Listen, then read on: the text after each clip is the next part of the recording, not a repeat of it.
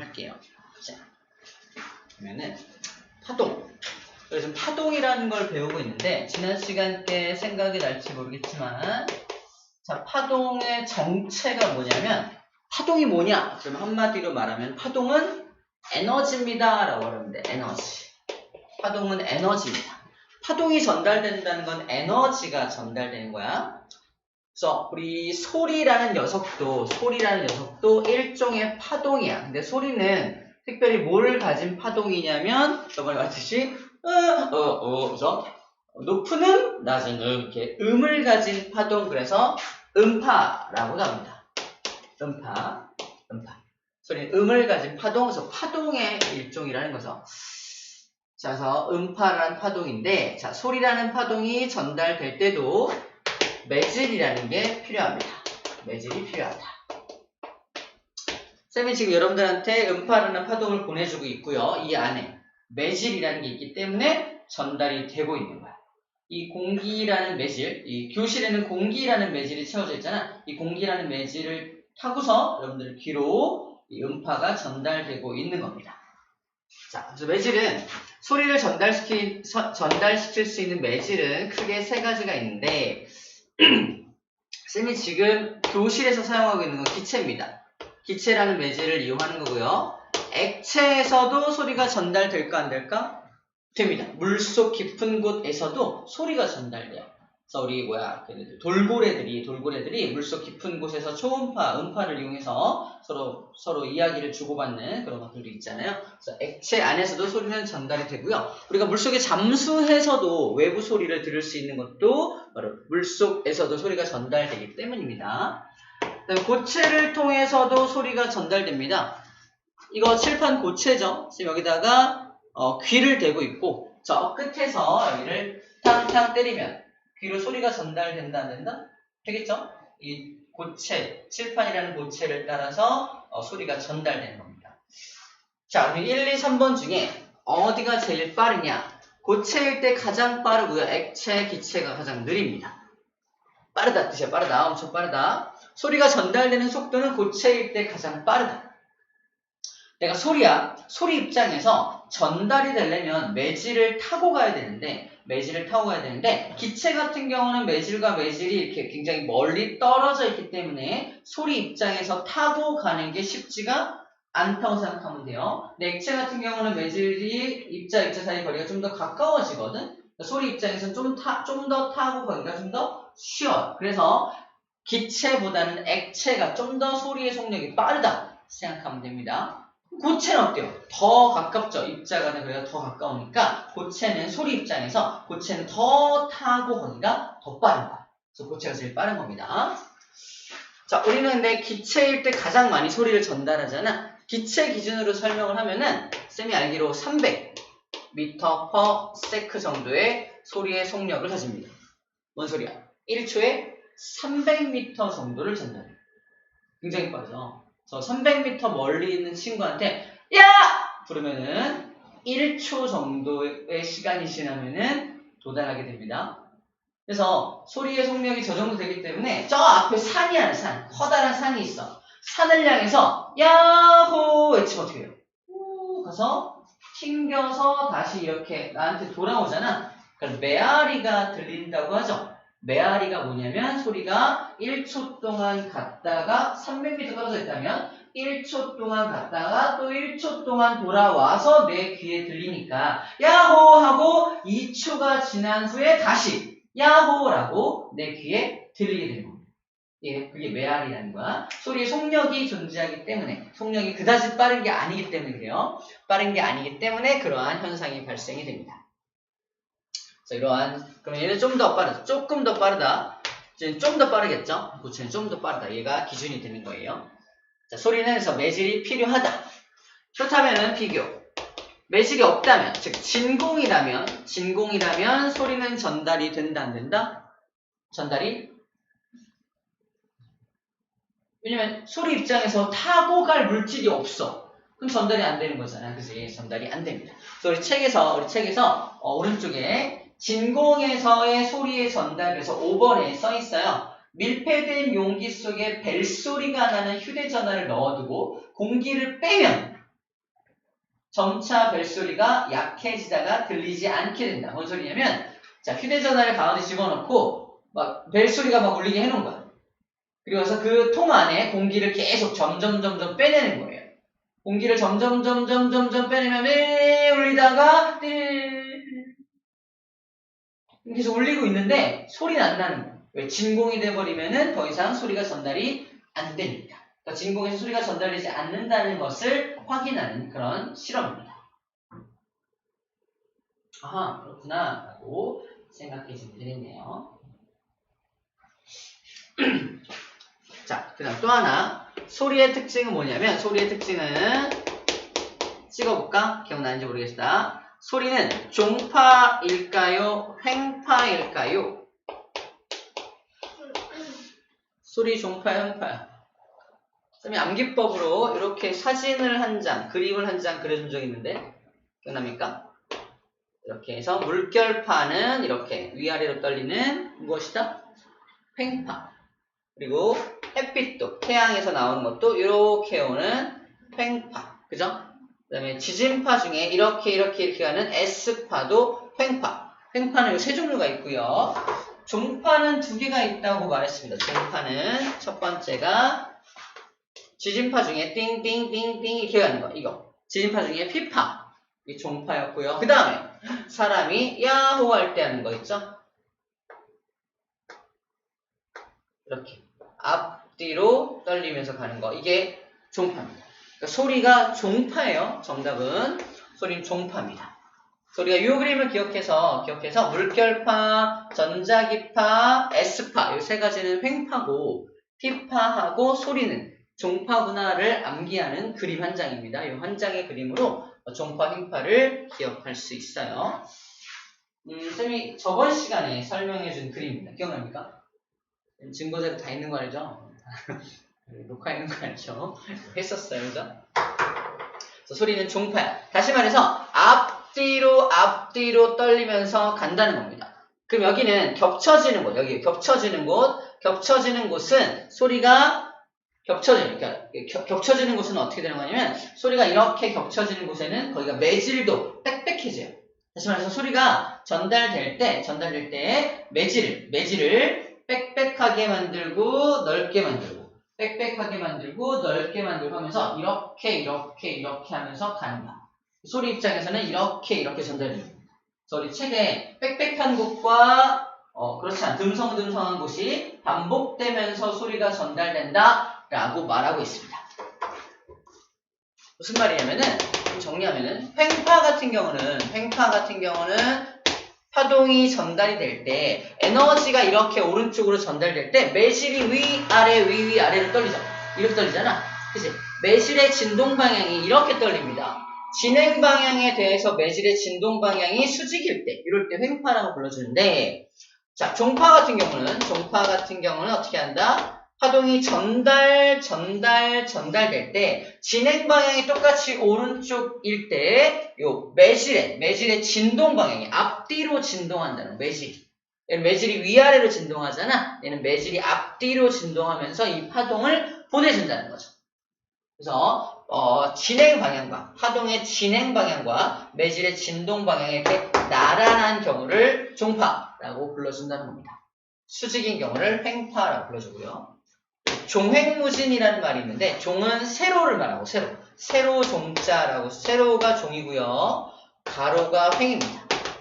세로종 가로횡. 좀 이런 말 되셨죠? 길이 이렇게 있는데 길을 가로질러서 내가 건너가는 보도. 이게 무슨 보도다? 횡단보도죠. 횡단보도의 횡자가 무슨 횡자다? 가로횡자. 도로의 진행 방향에 대해서 도로의 진행 방향에 대해서 가로지르는 방향을 횡이라고 불러주는 겁니다. 횡단보도가 이렇게 나오는 거예요. 소리는 종파에 해당하기 때문에 진행 방향과 진동 방향이 이렇게 왔다 갔다 진동 방향이 나란하다라고 얘기를 또 하고 있어요.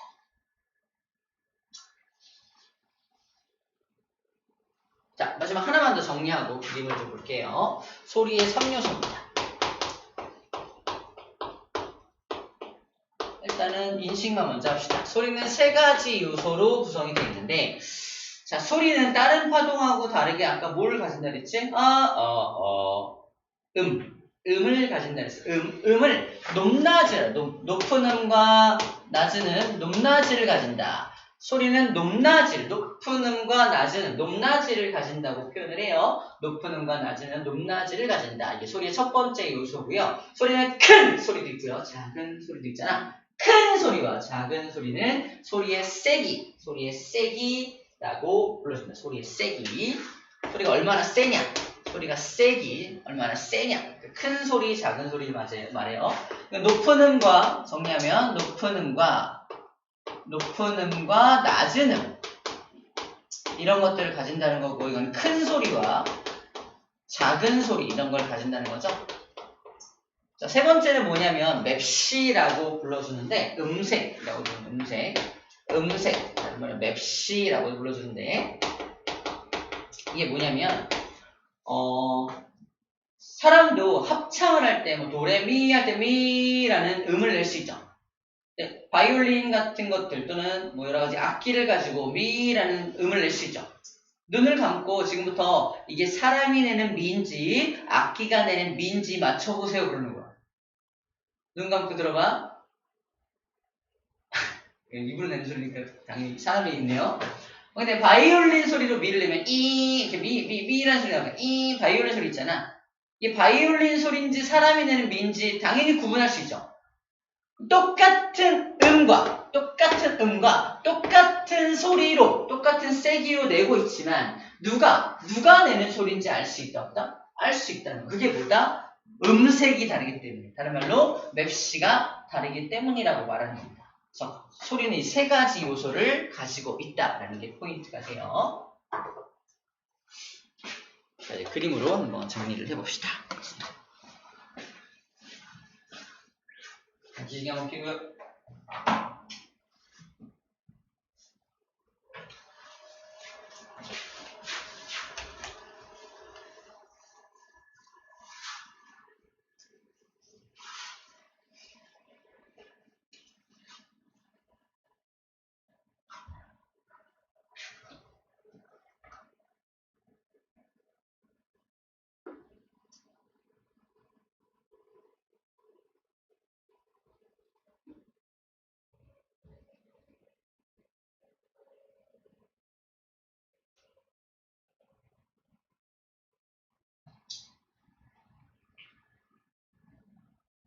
다음 주는 한 주 쉬는 거 알고 있죠?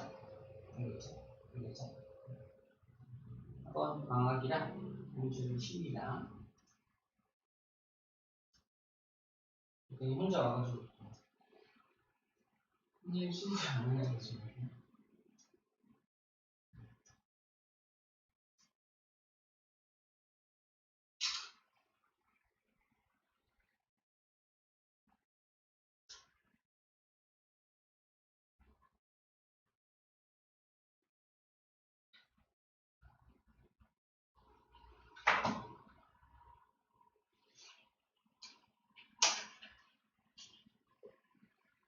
정리만 하면 될 것 같습니다.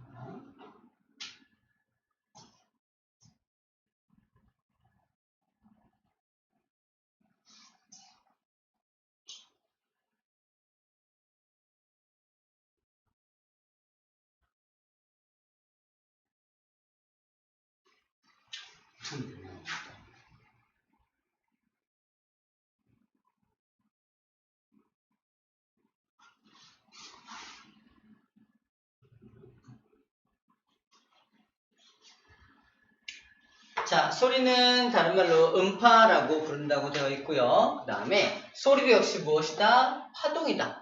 파동은 에너지라고 했죠. 에너지, 일종의 에너지다 라고 말했고요. 소리는 종파라고도 했습니다. 종파란 진행 방향과 이 매질의 진동 방향. 자, 소리의 진행 방향 오른쪽이고요. 매질의 진동 방향도 이렇게 앞뒤로 떨리고 있죠. 진행 방향과 진동 방향이 서로 나란하죠. 이런 경우에 종파라고 불러주게 됩니다. 그래서 앞뒤로 진동하다 보니까 이렇게 진동하다 보니까 빽빽한 곳이 있고 여기 이런 곳처럼 듬성듬성한 곳이 있다. 여기를 좀 어려운 말로 밀한 곳, 밀하다라고 표현하고 빽빽할 밀자 한자어야 듬성듬성한 것을 소하다라고 표현합니다. 그래서 밀과 소가 반복된다라고 표현하게 돼요. 밀과 소가 반복된다라고 표현하기도 합니다. 근데 공기는 진동, 앞뒤로 진동할 뿐이지 이 소리라는 파동과 함께 움직이는 건 아닙니다. 소리와 함께 움직이는 건 아니야. 이 사람이 소리를 들을 때 파동은 귀로 들어오되 이 공기가 귀로 들어오는 건 아니죠. 만약에 공기가 귀로 들어온다면 여러분들은 계속 쌤 이야기를 듣는 내내 뭐가 들어와야 돼? 바람이 귀 속으로 계속 들어와야 됩니다. 그런 일이 발생하고 있지 않죠? 상상하지 마세요. 바람이 확 불고 있는 거야. 소리 들을 때마다 선생님 그만 말하세요 이럴 거 아니야. 이제. 그래서 바람이 공기가 함께 이동하는 것은 아니다 라고 생각할 수가 있겠네요. 그 소리를 전달시키는 매질은 아까 고체, 액체, 기체가 모두 가능하다라고 말을 했습니다. 그래서 고체, 액체, 기체에 모두 가능하다, 모두 전달이 된다라는 거고 고체가 제일 빠르고 액체가 그 다음, 기체가 제일 느렸었죠. 이런 것도 알 수가 있습니다. 진공에서는 당연히 소리가 안 들리죠. 진공 매질이 없으니까 소리가 들을 수가 없다. 진공에서는 소리를 들을 수 없다라고 나와 있습니다. 정리했던 내용이고요. 자, 소리는 세 가지 요소가 있다라고 했습니다. 첫 번째, 소리는 높낮이가 있다. 제가 높은 음과 낮은 음을 지금 그림으로 보여줄게요. 자, 엄마 목소리가 높아요? 아빠 목소리가 높아요? 엄마 목소리가 높죠? 그죠? 높은 음이라는 건 이런 모양입니다. 진동수가 클 때 높은 음이 나와요. 진동이 많이 떨릴 때. 어떤 그 파동의 진동이 많이 떨릴 때 높은 음이 나옵니다. 자, 낮은 음은 파동의 진동이 좀 적을 때, 진동수가 작을 때, 낮은 소리라 불러줍니다. 뭔가 좀 이상하지 않아요? 이거, 이 그림 보고서? 소리는 종파잖아요. 근데 지금 그려져 있는 건 무슨 파동의 형태로 그려져 있어? 횡파로 그려져 있죠? 왜냐하면 종파는 앞뒤로 떨리기 때문에 이 진동수나 이런 걸 분석하기가 좀 어려워요. 그래서 이 소리를 오실로스코프라는 어떤 기계장치에다가 집어넣으면 거기서 횡파 형태로 바꿔줘. 횡파 형태로 바꿔줍니다. 횡파 형태, 분석할 수 있게 횡파 형태로 바꿔주는 거야. 여기다 집어넣어서 그 횡파로 바뀐 녀석을 분석하고 있다 생각하면 됩니다. 쌤이 노래를 튀긴다 못해요. 그래도 막 이렇게 노래를 이상하게 불러.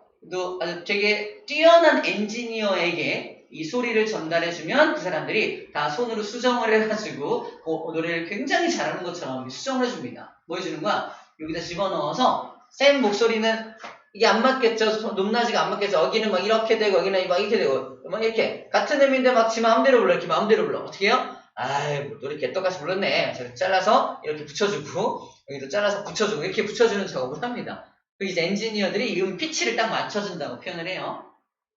그래서 옛날 가수들은 노래를 되게 못했잖아. 못했어도 이런 과학 기술을 가지고 굉장히 높은 음까지 잘 내는 것처럼 이렇게 만들어줘서 음원을 발표하고 있어요. 요즘 가수들은 노래도 잘하죠. 옛날에는 그랬습니다.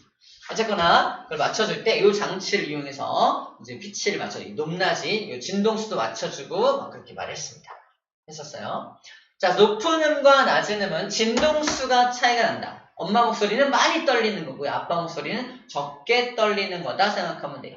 누가 더 에너지가 많을까? 찍어보자. 진동수가 크고 진동수가 작은 거. 에너지는 얘가 더 에너지가 많은 거고요. 아빠 목소리는 에너지가 적습니다.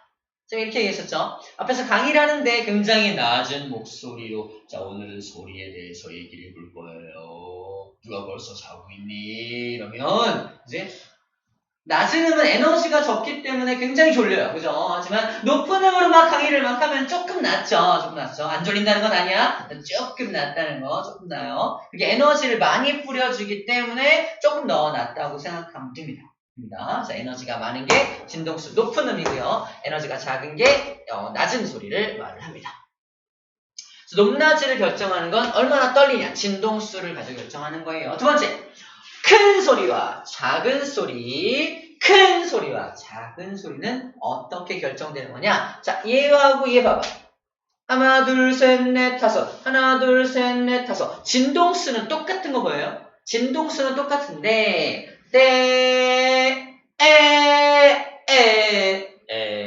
뭔 소리야? 아무튼 같은 음이야. 같은 음인데 큰 소리와 이게 큰 소리죠. 큰 소리와 작은 소리는 진폭. 자, 0 기준, 이 0이야. 0을 기준으로 얼마나 많이 올라갔냐. 0을 기준으로 조금밖에 안 올라갔죠. 우리 진폭 기억나? 0을 기준으로 이만큼 올라가면 올라간 만큼 내려간다. 기억납니까? 진폭. 그 진폭이라는 게 크면 큰 소리, 진폭이 작으면 작은 소리가 되는 겁니다. 진폭을 가지고 큰 소리와 작은 소리가 결정이 됩니다.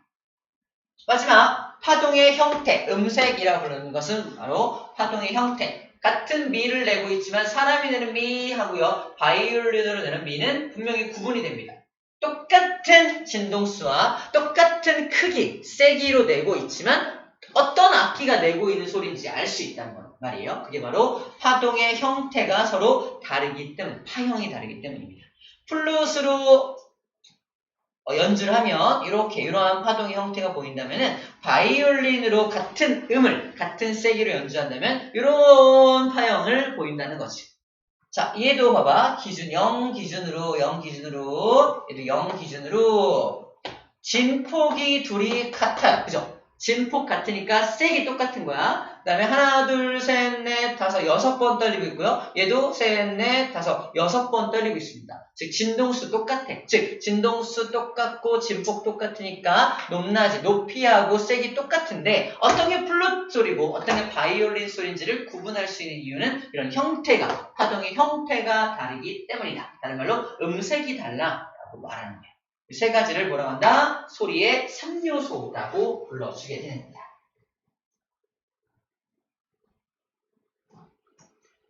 소리는 진짜 파동일까? 에너지일까? 이걸 알게 해주는 예가 나와 있는데요. 소리가 정말 파동이니? 소리가 나는 스피커에 손 대봤나요?